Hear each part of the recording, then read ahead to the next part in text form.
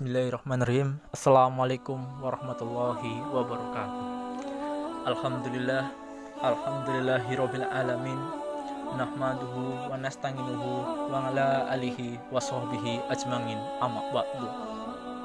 Marilah pertama-tama kita panjatkan puja dan puji syukur atas kehadirat Allah Subhanahu wa taala yang telah memberikan rahmat dan hidayahnya serta karunia-Nya serta nikmat Islam dan nikmat sehat, sehingga kita dapat berjumpa lagi dengan Ramadan tahun ini, di mana Ramadan tahun ini sangat jauh berbeda dengan Ramadan tahun sebelumnya.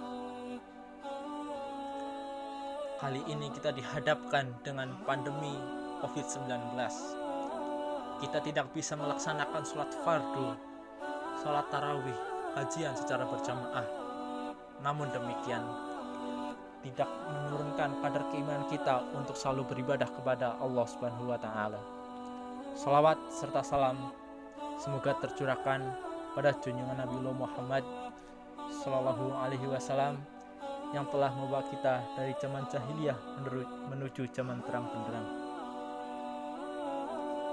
Anak yang belum balik memang tidak memiliki kewajiban untuk berpuasa Ramadan. Namun tidak ada salahnya apabila para orang tua mulai melatih mereka untuk berpuasa. Latihan ini insya Allah akan memberi banyak manfaat pada diri anak. Ramadan telah tiba kembali. Seluruh kaum muslimin menyongsong bulan ini dengan penuh kerinduan dan merendah harapan. Semoga mendapatkan pahala yang berlipat dalam segala kebaikan yang ditunaikannya. Mereka bersemangat menyambut perintah Allah Subhanahu wa taala. Anak-anak kecil pun tak luput dari kegembiraan ini. Mereka berlomba-lomba berpuasa. Orang tua pun turut mendorong mereka untuk menunaikan ibadah ini. Bahkan terkadang dengan iming-iming hadiah apabila anak menyelesaikan puasa hingga Ramadan berakhir. Mereka mulai dilatih berpuasa dari setengah hari hingga 1 hari penuh. Dikisahkan oleh seorang sahabiyah, Arubayy binti Muawiz radhiyallahu anha, tentang hal ketika datang perintah puasa Asyura, puasa wajib sebelum difardukannya puasa Ramadan. Nabi Shallallahu Alaihi Wasallam mengutus seseorang pada pagi hari Asyura ke kampung-kampung Ansor untuk memerintahkan, barang siapa yang pagi hari itu dalam keadaan tidak berpuasa, hendaklah dia menyempurnakan hari itu dengan puasa. Barang siapa yang pagi hari itu berpuasa, hendaklah melanjutkan puasanya. Kami pun menunaikan puasa Asyura setelah itu. Kami menyuruh anak-anak kami berpuasa. Kami membuat mainan dari wol untuk mereka.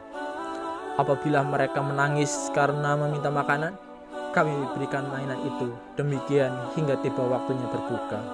Hadis riwayat Bukhari dan Muslim. Al-Hafiz Ibnu Hajar rahimahumullah menyebutkan bahwa dalam hadis ini terdapat hujah di syariatnya melatih anak-anak berpuasa. Sebab siapapun termasuk usia kanak-kanak sebagaimana yang disebutkan dalam hadis, perintah berpuasa itu semata sebagai latihan. Lalu, usia berapa anak dilatih berpuasa? Dalam hal ini, ulama berbeda pendapat.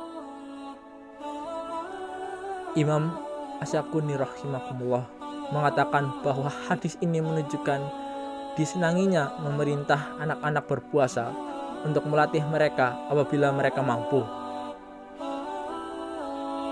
Kemudian, murid-murid Imam Syafi'i berselisih dalam hal batasan usia seorang anak mulai diperintah untuk berpuasa.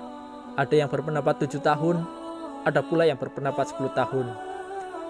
Dan ini pendapat dipegangi oleh Imam Ahmad. Ada pula yang beranggapan 20 tahun, seperti Ishaq. Sementara itu, Imam Al-Auza'i berpendapat, apabila seorang anak mampu berpuasa 3 hari berturut-turut dan tidak menjadi lemah karena puasanya, dia diperintahkan untuk berpuasa. para ulama telah menyatakan wali memerintahkan anak-anak yang ada di bawah perwaliannya untuk berpuasa agar mereka terlatih dan terbiasa melakukannya. Demikian juga agar pokok-pokok agama Islam terbentuk dalam jiwa mereka sehingga menjadi tabiat pada diri mereka. Akan tetapi apabila hal ini berat atau membahayakan mereka tidak diharuskan berpuasa. Saya juga ingin memperingatkan suatu permasalahan yang dilakukan oleh beberapa orang tua, yaitu melarang anak-anak mereka berpuasa. Hal ini berbeda dengan apa yang dilakukan oleh para sahabat. Sebagai orang tua beranggapan mereka melarang anak-anak berpuasa karena rasa sayang dan iba terhadap anak-anak. Realitanya, kasih sayang terhadap anak-anak itu dilakukan justru dengan memerintahkan mereka melaksanakan syariat Islam dan membiarkan mereka melakukannya. Tidak diragukan lagi, hal ini merupakan pendidikan yang baik dan penjagaan yang sempurna. Syekh Ibnu Utsaimin rahimahumullah pernah ditanya tentang seorang anak kecil yang ingin terus menunaikan puasa, sementara orang tuanya khawatir karena usianya yang masih kecil. Orang tua juga khawatir kalau berpuasa akan mengganggu kesehatan anaknya.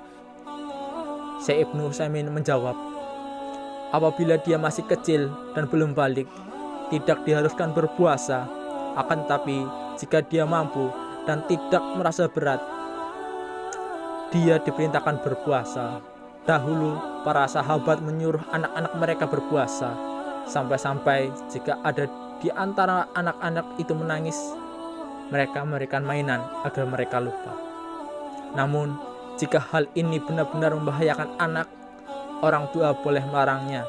Akan tetapi, larangan tersebut bukan dengan cara yang keras, sebab hal ini tidak layak dilakukan terhadap anak-anak pada saat mendidik mereka. Demikian yang dapat saya sampaikan. Apabila banyak kesalahan, saya mohon maaf. Billahi taufik wal hidayah. Wassalamualaikum warahmatullahi wabarakatuh.